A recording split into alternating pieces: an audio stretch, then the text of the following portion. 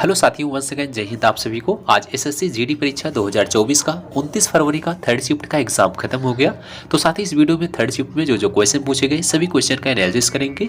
अगर आप लोग का एग्जाम हो गया है तो साथ ही सभी क्वेश्चन को मिलान कर लीजिएगा, और जिनका एग्जाम नहीं हुआ है तो साथ ही एग्जाम देने से पहले सभी क्वेश्चन को पढ़ के जाइएगा। इसमें हम आपको सभी रियल क्वेश्चन का आपको एनालिसिस कराएंगे और उससे रिलेटेड क्वेश्चन भी आपको बताने का प्रयास करेंगे जो आपके एग्जाम के पॉइंट ऑफ व्यू से बहुत ही इंपॉर्टेंट होता है।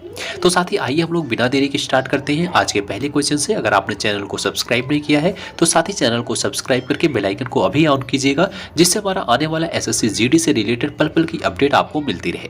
तो साथ ही आइए हम लोग स्टार्ट करते हैं आज के पहले क्वेश्चन से। तो साथ ही इसमें पहला क्वेश्चन पूछा गया था कि बिहू किस राज्य का नृत्य है। तो यह क्वेश्चन फ्रेंड्स कम से कम 3 से 4 बार पूरे एग्जाम में रिपीट हो गया है। बिहू किस राज्य का नृत्य है, तो इसका राइट आंसर जो था आपका असम था। अब इससे रिलेटेड और क्या क्वेश्चन पूछा जाएगा कि क्वेश्चन आएगा कि जो है बिहू फ्रेंड्स ये किस महीने में मनाया जाता है। तो असम में मनाया जाता है कब? अप्रैल महीने में। तो इसको भी याद रखिएगा, अप्रैल महीने में मनाया जाता है। और क्वेश्चन आता है कि बिहू नृत्य के 3 उत्सव कौन कौन से हैं।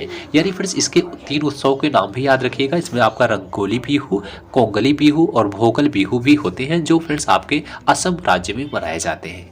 तो यहाँ से आपका बिहू से क्वेश्चन पूछा गया था। अगला एक क्वेश्चन आपका पूछा गया था मोढेरा नृत्य किस राज्य से संबंधित है।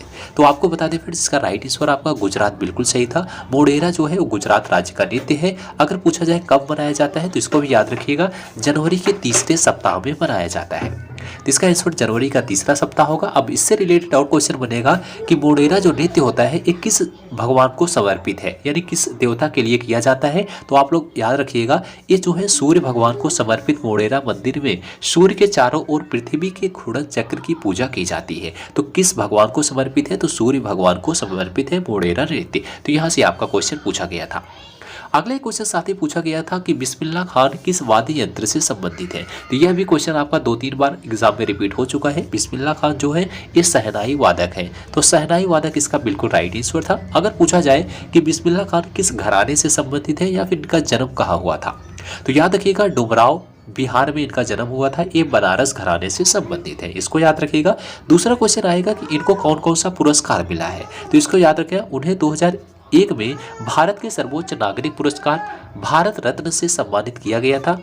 वह पद्म विभूषण, पद्म भूषण और संगीत नाटक अकादमी पुरस्कार के प्राप्तकर्ता भी है। यानी बिस्मिल्लाह खान को जो है कौन कौन सा पुरस्कार मिला है, भारत रत्न मिला है, पद्म विभूषण मिला है, पद्म भूषण मिला है, संगीत नाटक अकादमी पुरस्कार मिला है। इसको फ्रेंड्स याद रखिएगा।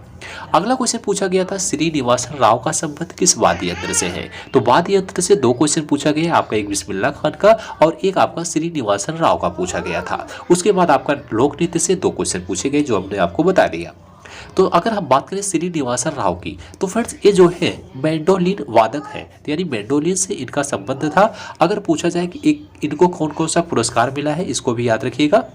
उन्हें जो है 1998 में भारत सरकार द्वारा पद्म श्री से सम्मानित किया गया था। उन्हें 2009 में संगीत नाटक अकादमी पुरस्कार भी मिला है। तो ये जो है कौन कौन से पुरस्कार से सम्मानित किए गए हैं, पद्म श्री से और संगीत नाटक अकादमी पुरस्कार से सम्मानित किए गए हैं। अगला एक क्वेश्चन आया था साथी कि संसद के कितने सदन होते हैं। तो आप सबको पता होगा संसद के 2 सदन होते हैं, राज्यसभा और लोकसभा। तो राज्यसभा लोकसभा इसका राइट आंसर था।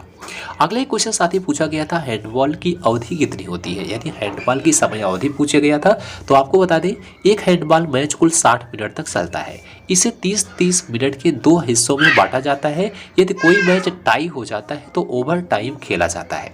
ओवर टाइम अवधि में 5-5 मिनट के 2 हाफ होते हैं। यानी फिर इसका जो राइट आंसर था आपका 60 मिनट था। यानी हैंडबॉल की जो अवधि होती है वो 60 मिनट की होती है। अगला इससे क्वेश्चन बनेगा कि इसमें खिलाड़ियों की संख्या कितनी होती है, यानी हैंडबॉल में कितने खिलाड़ी होते हैं। तो याद रखिएगा प्रत्येक टीम में 7 खिलाड़ी होते हैं। तो इसमें 7 खिलाड़ी होंगे, इसको याद रखिएगा। आगे की शिफ्टों में क्वेश्चन पूछा जा सकता है। अगला क्वेश्चन आया था कि ड्रिबल शब्द किस खेल से संबंधित है। तो देखिए ड्रिबल जो शब्द है ये बास्केटबॉल से संबंधित है, यानी बास्केटबॉल में ड्रिबल शब्द का प्रयोग किया जाता है।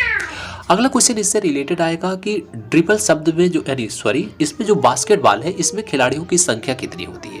तो याद रखना बास्केटबॉल में 12 खिलाड़ी होते हैं। अगर इसकी समयावधि पूछी जाए बास्केटबॉल की समयावधि क्या है, तो गेम्स कुल 48 मिनट तक चलते हैं जो 12-12 मिनट के 4 क्वार्टर में विभाजित होते हैं। यानी इसकी समयावधि जो है वो 48 मिनट की है, क्योंकि साथ ही इसमें आपका जो है खिलाड़ियों की संख्या भी पूछा जा सकता है, इसकी समयावधि भी पूछी जा सकती है।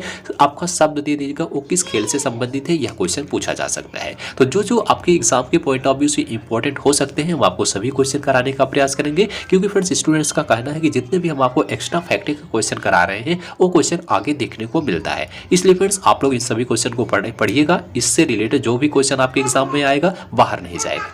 नेक्स्ट क्वेश्चन आपका पूछा गया था जनगणना 2011 के अनुसार भारत की महिला साक्षरता दर कितनी है। तो देखिए यह क्वेश्चन कम से कम 4 से 5 बार रिपीट हो गया है। महिला साक्षरता दर किसी में पूछता है तो किसी में पुरुषों की साक्षरता दर पूछता है। तो आपको बता दें देश में जो साक्षरता दर है वो 74.04% है, जिसमें पुरुषों की साक्षरता दर 82.14% है और महिलाओं की जो पूछा गया था वो 65.46% इसका राइट आंसर था। अब क्वेश्चन यहाँ से बनता है कि जो है जनगणना 2011 के अनुसार सबसे ज्यादा साक्षर राज्य कौन सा है। तो आप सबको पता होगा सबसे साक्षरता जो है सबसे ज्यादा वो केरल राज्य की है, जिसमें आपकी फ्रेंड्स अगर पूछा जाए कि सबसे कम साक्षरता किस राज्य की है, आप सबको पता होगा बिहार की सबसे कम साक्षरता दर है। अगर पूछा जाए लिंगानुपात सबसे ज्यादा किस राज्य का है तो केरल का है। अगर पूछा जाए लिंगानुपात सबसे कम किस राज्य का है तो आपका हरियाणा का है। तो ये सभी 4-5 क्वेश्चन ऐसे हैं फ्रेंड्स जो बार बार एग्जाम में रिपीट होते हैं, इसको याद रखिएगा। अगला क्वेश्चन पूछा गया था हरित क्रांति की शुरुआत कब हुई थी।